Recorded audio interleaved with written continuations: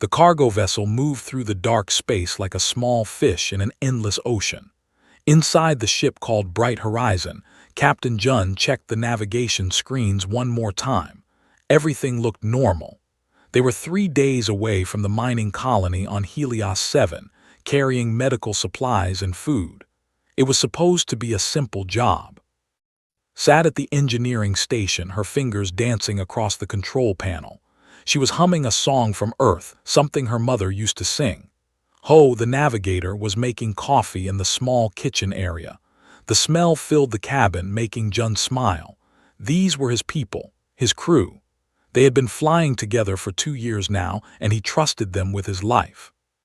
The alarm shattered the peaceful moment. Red lights flashed across every screen. Ho dropped his coffee mug and it floated away in the low gravity. His fingers flew over her controls, trying to understand what was happening. Jun's heart pounded as he stared at the main screen. Ships, dozens of them. They had appeared from nowhere, surrounding the bright horizon like wolves circling prey. These were not human ships. They were massive, built from materials that seemed to glow with their own light. Strange symbols covered their hulls. The largest ship sat directly in front of them, blocking their path. It was beautiful and terrifying at the same time. "Captain, they're hailing us," Ho said, his voice shaking. "I don't recognize the language, but the translation program is working on it."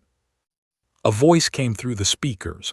It was feminine, strong, and filled with authority. The words sent chills down Jun's spine. "Human vessel, you will stop your engines. You will not resist. We are claiming what belongs to us." "What the hell do they mean by that?" asked, standing up from her station. "We don't belong to anyone." Jun tried to think fast. They had no weapons. The Bright Horizon was a cargo ship, not a military vessel. Running was impossible with so many ships around them.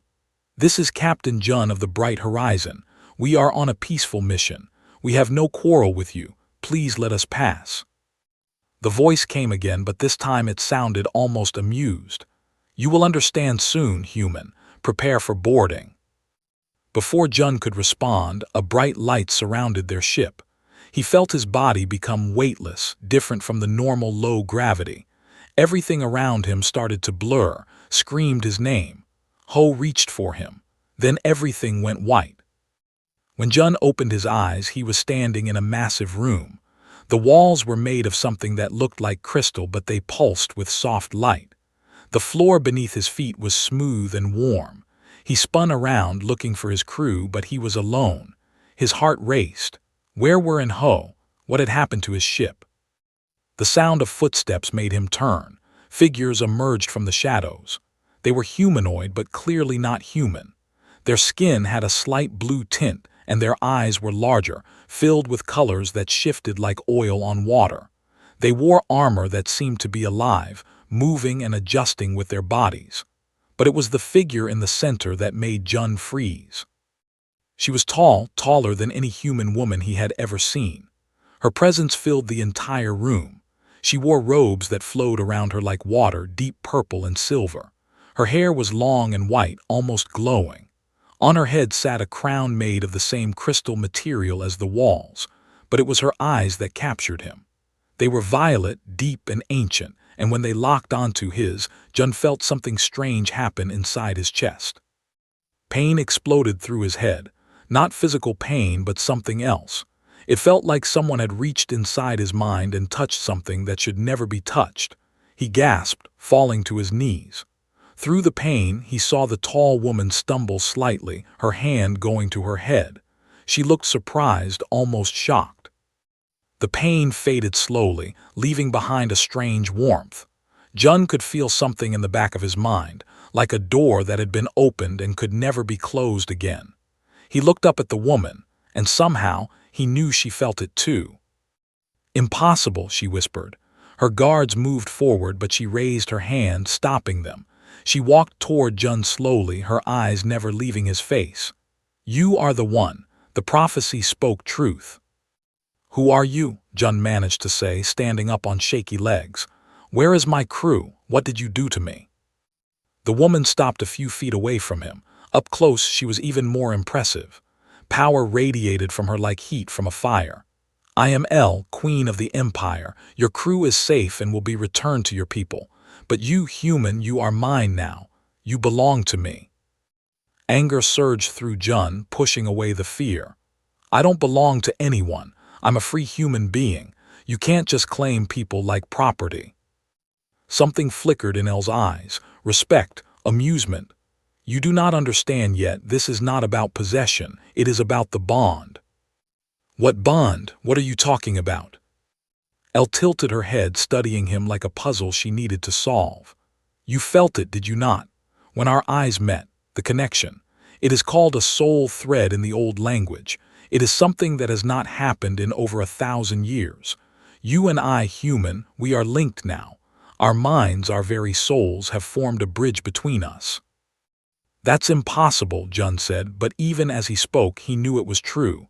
He could feel her presence in his mind like a distant echo, and worse, he could sense her emotions, curiosity, wonder, and underneath it all, loneliness. My seers predicted your coming, Elle continued. They said a being would arrive whose neural pattern would resonate with mine. They said this being would be key to saving our people. I did not expect it to be a human. I didn't ask for this, Jun said through gritted teeth. I want to go back to my ship. I want to go home. Elle's expression softened slightly. I cannot allow that. Not yet. You must come with me to Hora Hour. We must understand this bond. It may be the answer to everything. Before Jun could argue, Elle closed her eyes. Suddenly, he was seeing his own memories play before his eyes. His childhood home in Seoul, his mother's face. The day he left Earth to become a cargo pilot. These were his private memories, things no one else should ever see. The invasion of his mind was so intimate, so violating, that he felt tears sting his eyes. When it stopped, he stared at Elle with shock and horror. She looked back at him with understanding and something that might have been sympathy. Now you understand, she said quietly. The bond is real. There is no breaking it. You are coming with me, Captain Jun, not as my prisoner but as something far more important, as the other half of my soul. The crystal walls seemed to pulse with light as Elle's guards moved forward. Jun wanted to fight, to run, but deep down, he knew it was useless. His life had just changed forever, and there was nothing he could do about it. The journey to Hora took 3 days, but Jun barely noticed the time passing. He spent most of it in the quarters they had given him, staring at walls that changed colors based on his mood. When he was angry, they turned red. When he felt sad, they shifted to deep blue. It was disturbing how the alien technology could read his emotions so easily. His room was large, larger than his entire cabin on the bright horizon. The bed was soft, the food they brought was actually good, and there was even a window showing the stars rushing past. But it was still a cage, no matter how beautiful they made it. Elle visited him every day. She never came with guards, which surprised him. She would sit in the chair across from his bed and talk. At first, Jun refused to respond. He would turn his back to her and stare at the wall. But she kept coming, kept talking, and eventually his curiosity won. Why me? He asked on the second day. There are billions of humans. Why did your prophecy pick me? Elle looked at him with those strange violet eyes. I do not know. The seers could only tell us that someone with a specific neural signature would cross our path. They could not tell us who or why. When I boarded your vessel, I felt the pull. It led me to you. This bond thing, Jun said, sitting up, can it be broken? Her face showed sadness. No, the soul thread once formed is eternal. In our history, there have been only 5 recorded cases. Each one changed the course of our civilization. Great, so I'm stuck with you in my head forever. And I am stuck with you in mine, Elle replied. There was no anger in her voice, only acceptance. Do you think this is easy for me? I am a queen. I have ruled for 300 years. I have never let anyone close to me. And now I have a human whose every emotion I can feel, whose thoughts sometimes bleed into mine. It is disturbing for both of us. Jun looked at her with surprise. He had not thought about it from her perspective. 300 years. How old are you? By your counting, 432 years. We live much longer than humans. The thought made Jun uncomfortable. He was 28 years old. She had been alive before his great-great-grandparents were born. What could they possibly have in common? When they finally arrived at Hora, Jun pressed his face against the window and stared. The planet was beautiful. The cities looked like they had grown naturally, with towers that spiraled toward the sky like crystal trees. Rivers of light flowed between buildings. Gardens covered every surface, filled with plants that glowed in colors he had never seen before. El's palace sat on a mountain overlooking the main city. It was massive, built from white stone and crystal, with bridges connecting different towers. As they landed, Jun felt overwhelmed. This was so far from anything he knew, so far from Earth and home. His new quarters in the palace were even more impressive than his room on the ship. There was a balcony that looked out over the city, a bathroom with a pool instead of a shower, and a closet already filled with clothes in his size. Someone had been preparing for his arrival. El gave him time to settle in. He spent the first evening on the balcony, watching the sun set over the alien city. The sky turned shades of purple and gold, different from Earth's reds and oranges. He felt homesick in a way that made his chest ache. The next day, El came to take him on a tour of the palace. She showed him the great hall where she held court, the library with books that floated in the air, and the gardens where flowers sang when touched. Despite his anger and resentment, Jun found himself fascinated.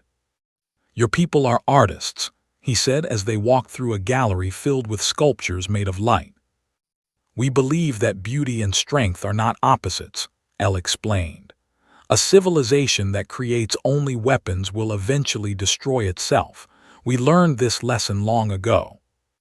They came to a room with a pool of water in the center. The water was completely still, like glass. "This is the Oracle Pool," El said. "It shows the past and sometimes the future. Would you like to see what brought us together?" Before Jun could answer, she touched the water. Images formed on the surface. He saw wars between stars, empires rising and falling, and then he saw they were dying. A sickness was spreading through their people, affecting their minds. Their psychic abilities were fading. "This is why we need you," El said quietly. "My people are weakening. We have ruled this part of the galaxy for 10,000 years, but now we are failing. The seers said the soul thread was our only hope." Jun felt the weight of her words. "I'm just a cargo pilot. I'm not special. I can't save an entire civilization." "Perhaps not alone," she replied, "but together we might find a way." Over the following days, Jun settled into a strange routine. He would wake up and find breakfast waiting for him. He would explore the palace, sometimes alone, sometimes with El. He started to notice the bond growing stronger. He could sense when she was in meetings, could feel her frustration with stubborn council members. Sometimes, he would even catch glimpses of what she was seeing. One evening, El invited him to a formal dinner with her high council. Jun wanted to refuse, but something in him felt that she needed his support. He put on the formal clothes they had provided and followed her to the dining hall. The council members stared at him like he was a strange animal. One of them, a stern woman named Ara, spoke in their language. Jun was surprised when he understood some of the words. The bond was teaching him their language without him even trying. "This human is a distraction," Ara said. "You waste time on prophecies while our people suffer." Jun felt El's anger through the bond, but she kept her face calm. Before she could respond, Jun spoke up. "Queen El is trying to save your people. Maybe instead of criticizing her, you should be helping." The room went silent. Ara's eyes widened with shock. "The human speaks our language and dares to address this council." "I speak truth," Jun said, standing up. "I can feel her emotions through this bond you all know about. She barely sleeps. She worries constantly about her people. She did not ask for this responsibility any more than I asked to be taken from my ship, but here we are trying to make the best of it, so yes, I dare to speak. Elle looked at him with surprise and something else. Gratitude, respect. Through the bond he felt warmth spreading from her mind to his. After the dinner, she walked with him back to his quarters. "Thank you," she said softly. "No one has defended me like that in a very long time." "I didn't do it for you," Jun lied. "I just don't like bullies." She smiled, and he realized it was the first real smile he had seen from her. "You are a poor liar, Jun. I can feel the truth in your heart." He looked away, embarrassed. The bond made hiding his feelings impossible. "This is going to take some getting used to." "Yes," she agreed, "for both of us, but perhaps it will not be as terrible as we feared." As she left, Jun stood on his balcony and looked at the stars. Somewhere out there was Earth. Somewhere and Ho were probably worrying about him. But standing here, with the bond humming quietly in the back of his mind, he realized something that scared him. He was starting to not hate it here. He was starting to not hate her. And that was the most terrifying thing of all. The morning started with screaming alarms. Jun woke up confused, his heart racing. Through the bond, he felt Elle's sharp concern before he even understood what was happening. He rushed to his balcony and saw lights flashing across the city. People were running in the streets below. A guard appeared at his door.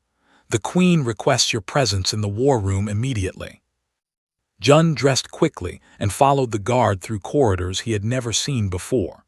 The war room was deep inside the palace, a circular chamber with a massive holographic display in the center.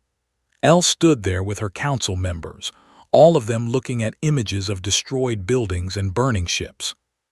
"What happened?" Jun asked. Counselor Aura glared at him. "This does not concern the human. He should not be here." "He is here because I want him here," Elle said firmly. She gestured to the hologram.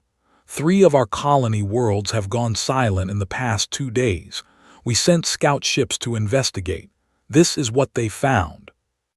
The images showed devastation. Cities reduced to rubble, ships torn apart, bodies floating in space. Jun felt sick looking at it. "Who did this?" he asked. The Elle said. The name sounded like a curse in her mouth. "They are a militaristic empire from the outer regions. They have been growing bolder, testing our borders, but this is a direct attack. This is war." The council members started arguing immediately. Some wanted to launch a full counterattack. Others suggested diplomatic channels. One older male suggested hiding behind their defensive shields and hopping that would leave them alone. Elle listened to all of them, her face unreadable. Through the bond, Jun felt her turmoil. She was scared but trying to hide it. She was angry but knew anger alone would not help. She was tired, so deeply tired, of making decisions that would affect millions of lives. "May I speak?" Jun asked. The room went quiet. Aura looked like she wanted to throw him out, but Elle nodded.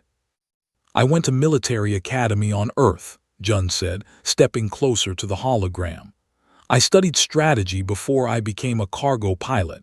Can I see the attack patterns?" Elle waved her hand, and the hologram changed. It showed the routes the ships had taken, the timing of the attacks, and the defensive positions of the forces.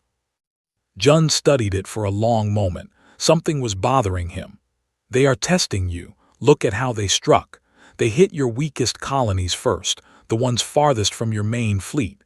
They are measuring your response time, learning how fast you can mobilize your forces." "We know this," Aura said impatiently. "What is your point, human?" "My point is that this is not the real attack. This is preparation. They are going to hit somewhere bigger soon, somewhere that will hurt you badly." The council members looked at each other. Elle leaned forward. "Where?" Jun pointed to a planet on the hologram. "Here, Aura. It is your largest agricultural world and it is only lightly defended. If they destroy your food supply, they can starve you into submission without fighting your main fleet." The room exploded with voices. Some said he was wrong, that no one would attack a farming world. Others said he might be right. Elle raised her hand for silence. "How certain are you?" she asked Jun. 60%, he admitted. "But if I am right and you do nothing, thousands will die. And if you are wrong and we move our fleet there, we leave other worlds vulnerable," Ara said. "We cannot trust the judgment of someone who has been here less than a month." Elle looked at Jun for a long moment. He could feel her reaching through the bond, searching his feelings, reading his confidence level. Finally, she nodded. "Send half the fleet to Ara, quietly. I want them hidden in the asteroid fields nearby, and increase patrols on our other agricultural worlds." The council members dispersed to carry out her orders. When the room was empty except for the two of them, Elle turned to Jun. "I hope you are right," she said quietly. "So do I," he replied. They were right. 2 days later, ships appeared near Ara, but this time the fleet was waiting. The battle was fierce but short. They were driven back with heavy losses. That evening, Elle came to Jun's quarters. She looked exhausted. Dark circles shadowed her eyes, and her normally perfect posture was slumped. "We saved them," she said, sitting down heavily in a chair. "Because of you. The council is calling you a military genius." "I just remembered my training," Jun said. He sat across from her. "Are you okay?" The question seemed to surprise her. "I am a queen. I must always be okay." "That's not what I asked." Through the bond, he felt her walls crumbling. She looked at him and her eyes were filled with tears. "I am terrified. Every decision I make could mean death for my people. The sickness is spreading. They are getting stronger. And now I have this bond with you, and I do not understand what it means or how to control it." Jun moved to sit beside her. Without thinking, he took her hand. Her skin was warm, softer than he expected. "You don't have to be strong all the time, not with me." "If I am not strong, everything falls apart," she whispered. "No," Jun said firmly. "If you are not human, you break. Even queens need to feel scared sometimes." She laughed, a sound mixed with tears. "I am not human, that is the problem." "You know what I mean." They sat in silence for a while, hands clasped. The bond between them pulsed with shared emotion. Jun realized he had stopped thinking of her as his captor. Somewhere along the way, she had become something else. A friend, maybe more. The realization scared him. Over the next weeks, they spent more time together. Elle would consult him on military strategy. He would offer perspectives that her people, with all their psychic abilities, had never considered. Humans thought differently, fought differently.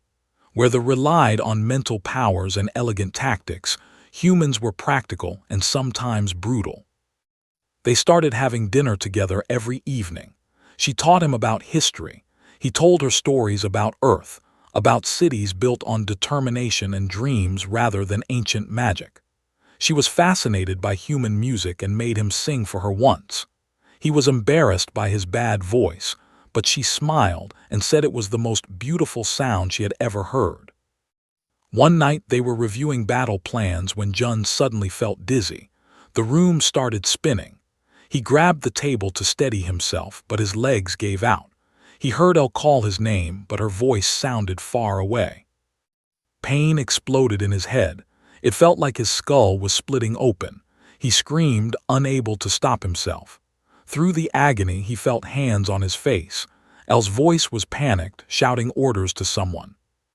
Then he felt her presence in his mind, stronger than ever before. She was there, wrapping around his consciousness like a protective shield.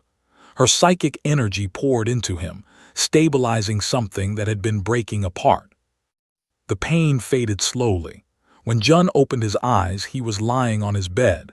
Elle sat beside him, holding both his hands. Her face was pale and she looked shaken. "What happened?" he managed to ask.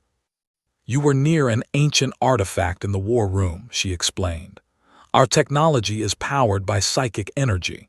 Your human mind is not used to such strong psychic fields. It overwhelmed you." "How did you stop it?" "I shared my energy with you. The bond allows me to do that. But Jun, what happened tonight proves something. The bond is fully formed now. It is complete. You and I are connected in ways that cannot be undone. He sat up slowly, still feeling weak. I felt you inside my mind, not just emotions this time. I felt your actual presence. And I felt yours.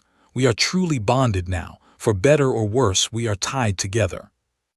Jun looked at her, this alien queen who had changed his entire life. I think I am okay with that, he admitted. She smiled, and through the bond he felt her relief and joy. So am I.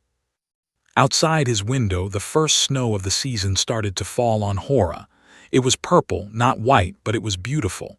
Jun watched it fall and wondered what and Ho were doing. Were they looking for him? Did they think he was dead? He needed to let them know he was alive. And more importantly, he needed to tell them he was choosing to stay. The came at dawn. Alarms screamed across Hora as thousands of ships emerged from hyperspace. They had been planning this for months, gathering their forces in secret. This was not a test or a raid. This was an invasion meant to destroy the Empire once and for all. Jun was in the war room when it started. He had barely slept, spending the night reviewing defensive positions with L's generals.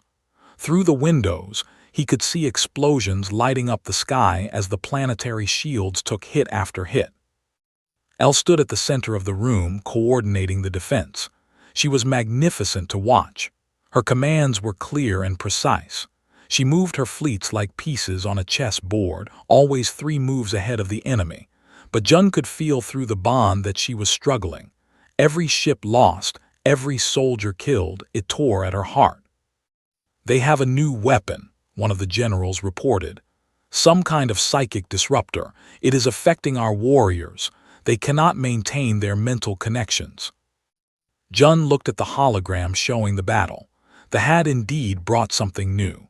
A massive ship at the center of their fleet was emitting waves of energy that disrupted the psychic network.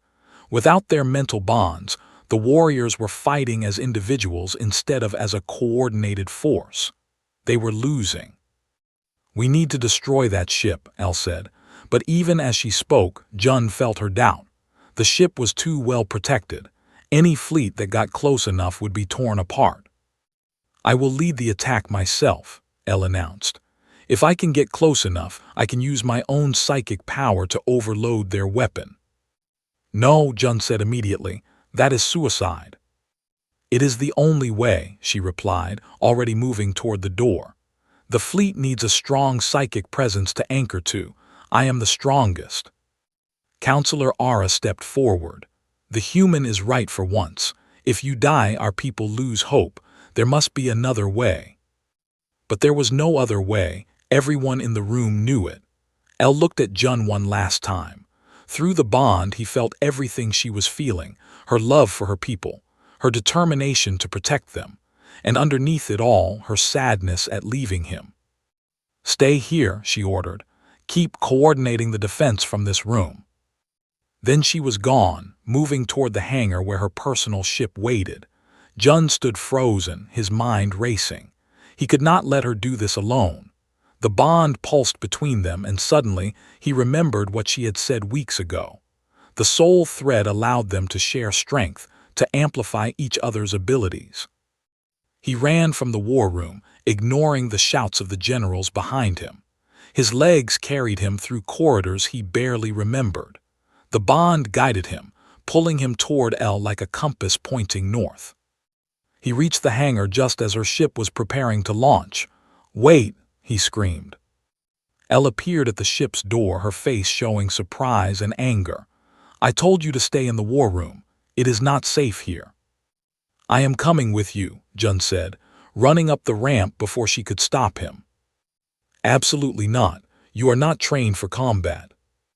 "I do not need to fight," he said breathlessly. "The bond. We can use the bond. You said it amplifies our abilities. What if my presence helps you be stronger?" She stared at him. "That is insane. We do not even know if it works that way." "Then let us find out," Jun said, "because I am not letting you die alone." There was no time to argue. The ship launched, heading straight toward the heart of the battle. Explosions rocked them constantly. The shields barely held against the weapon's fire from all directions. El piloted with skill that took Jun's breath away, weaving between debris and enemy ships. The command ship loomed ahead, massive and dark. Energy waves pulsed from it like ripples on water. Even from this distance, Jun could feel the psychic disruption. It was like nails scraping inside his brain. "Hold on to something," El said. "This is going to be rough." They dove toward the command ship. Fighters swarmed them. El used her psychic powers to predict their movements, dodging attacks that should have killed them. But Jun could feel her weakening. The psychic disruption was affecting her too. A missile struck their port side. The ship spun violently. Alarms screamed. Smoke filled the cabin. They were not going to make it. Then the psychic disruptor weapon reached full power. The wave hit the entire battlefield like a tsunami. Every warrior screamed in agony as their mental connections were severed. El collapsed at the controls, blood dripping from her nose. Through the bond, Jun felt her pain. It was unbearable, like having his soul ripped apart. But he also felt something else. Humans did not have the same psychic networks as his mind worked differently. The weapon hurt him, but it did not disable him. He crawled to Elle and grabbed her hands. "Look at me," he said urgently. "Focus on the bond, focus on us." Her violet eyes found his, filled with pain and confusion. "I cannot, too much, breaking apart." "You are not alone," Jun said. He closed his eyes and did something he had never tried before. He reached deep inside himself to that place where the bond lived. He found energy there, raw and untapped, human psychic potential that had never been awakened.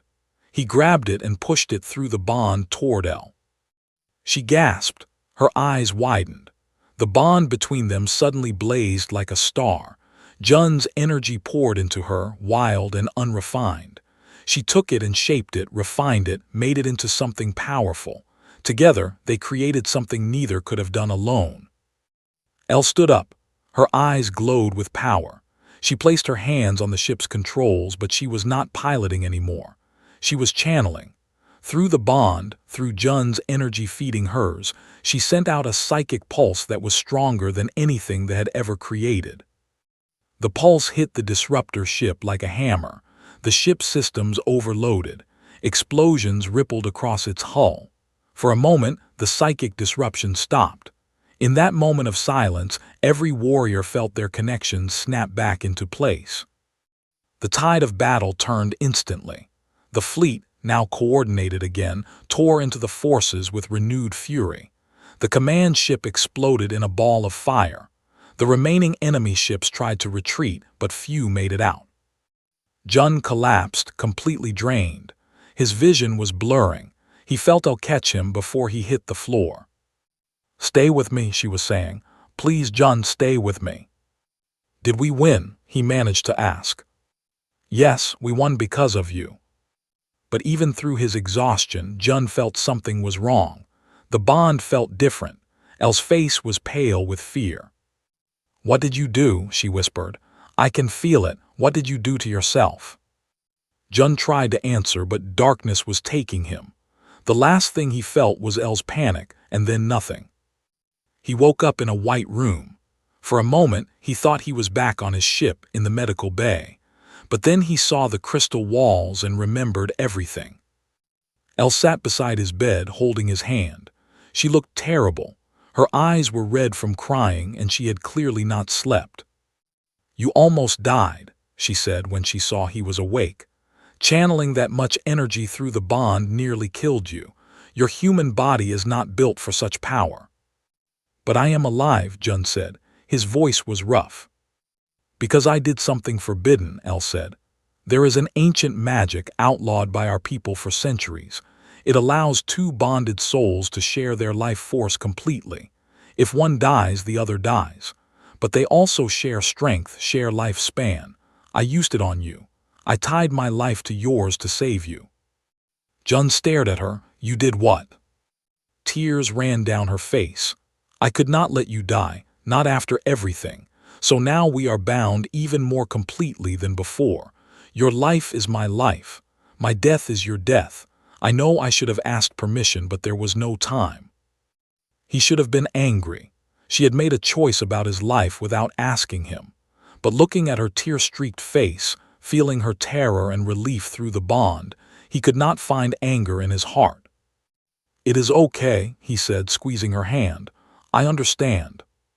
She cried then, really cried, and he held her while she did.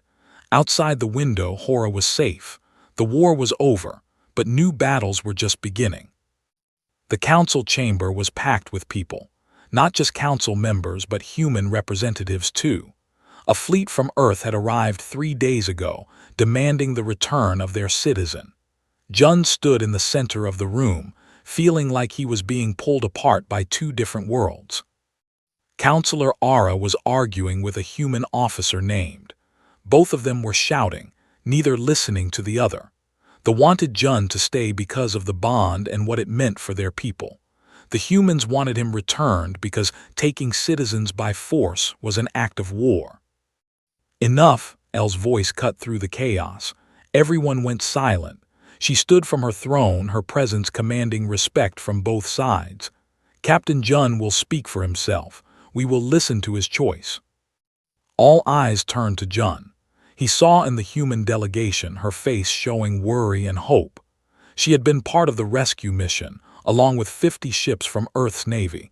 Seeing her made his heart ache. She was his friend, his crew member, and she looked like she had not slept since the day he was taken. "Jun," Commander said formally, "we have come to bring you home. They claim you are here by choice, but we know they took you against your will. You have rights under human law. No one can hold you prisoner." "He is not a prisoner," Elle said coldly. "He is my bonded mate.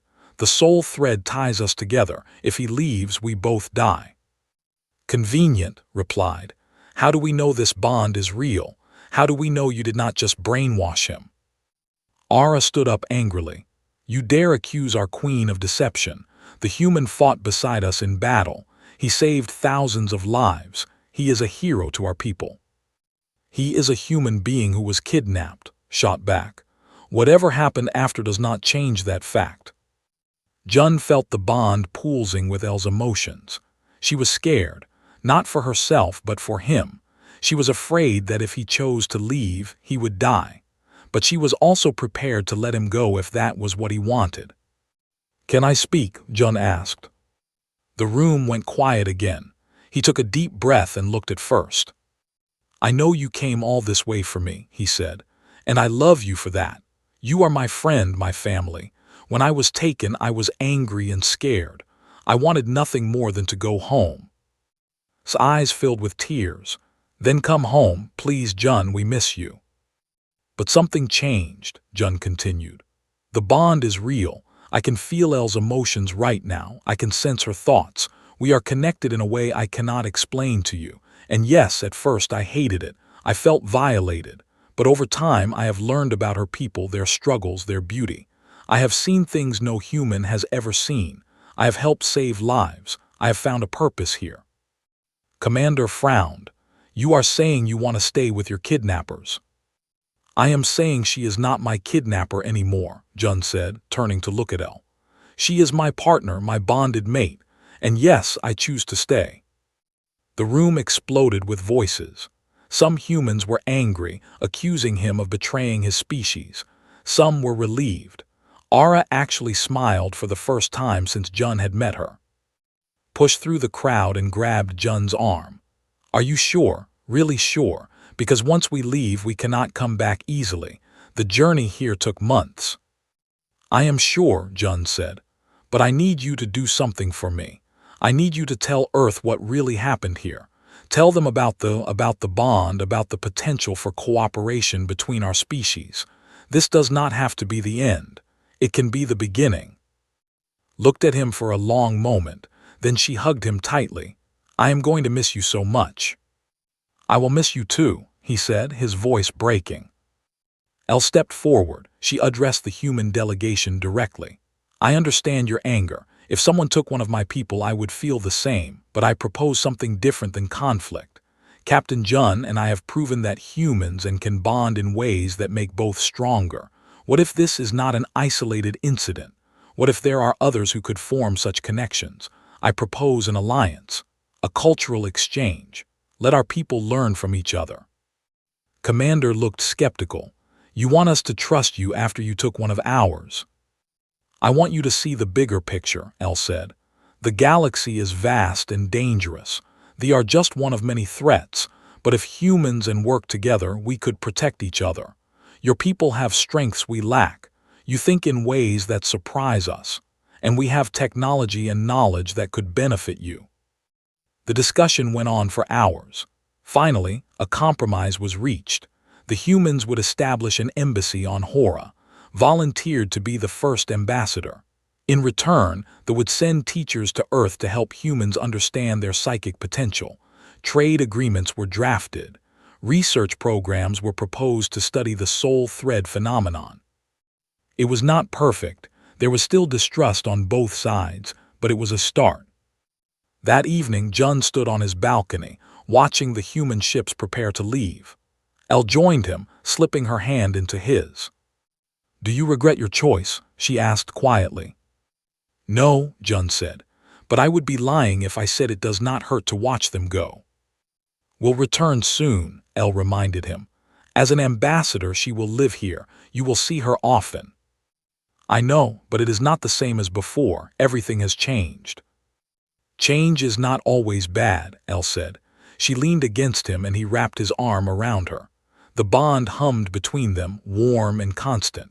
When I first saw you, I thought you were the answer to a prophecy, a tool to save my people, but you became so much more than that. What did I become? Jun asked. She looked up at him, her violet eyes reflecting the starlight. My home, you became my home. He kissed her then, and it felt right. Not because of the bond or the prophecy or the politics. It felt right because somewhere along the way, despite everything, he had fallen in love with this alien queen. 2 weeks later, the first group of humans arrived for the cultural exchange program. Jun was surprised to see his younger sister Wu among them. She was studying xenobiology and had volunteered immediately when she heard about the program.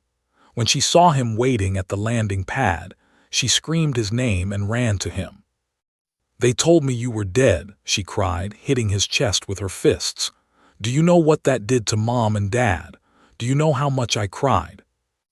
I am sorry, Jun said, holding her tight. I wanted to contact you, but everything was so complicated. Wu pulled back and looked at Elle, who stood a respectful distance away. So you are the alien queen who stole my brother. I am, Elle said calmly, and you must be Wu. Your brother speaks of you often. Wu studied her for a long moment. Then, surprisingly, she bowed slightly. Thank you for keeping him safe. He looks happy. That is all that matters. Over the following months, the palace filled with humans learning about culture. Scientists traveled to Earth to study human neural patterns, established the embassy, and became a bridge between two worlds. Jun found himself in a strange position. He was not quite human anymore, but not quite either. He was something in between. An ambassador, a translator, a symbol of what was possible when two species chose cooperation over fear. On his first anniversary of being taken, Elle organized a ceremony. She stood before her people and Jun stood beside her. The High Council, including a now-friendly Aura, watched as Elle spoke. 1 year ago, I claimed this human as mine. It was an act born from prophecy and desperation. But today, I stand before you to say that he is not mine. We belong to each other as equals, as partners. And through our bond, we have opened doors between our peoples that will change both our civilizations forever. She turned to Jun. You were taken from your ship against your will. You were brought to an alien world and forced into a bond you did not understand. You had every right to hate me, to hate my people. But instead, you chose to see us, to understand us, to help us. You chose love over hate, and that choice has saved us all. Jun felt tears in his eyes. Through the bond, he felt Elle's love, pure and absolute. He felt the acceptance of her people. He saw humans and standing side by side in the crowd, learning from each other. I was scared when I first came here, Jun said. I wanted to go home, but I have learned that home is not always a place. Sometimes home is a person. Sometimes home is the bond between two souls that should never have met but cannot imagine being apart. Elle claimed me as her own, yes, but the truth is I claimed her too, and together we are building something beautiful. The crowd erupted in cheers. Wu was crying, was smiling. Even Commander, who had stayed as a military liaison, looked impressed. That night Jun stood on his balcony one last time, but now Elle stood beside him. And when he looked at the stars, he no longer felt homesick, because he was home, here with her in this impossible love that had changed everything. The alien queen had claimed the human as her own, but in the end they had claimed each other, and that made all the difference.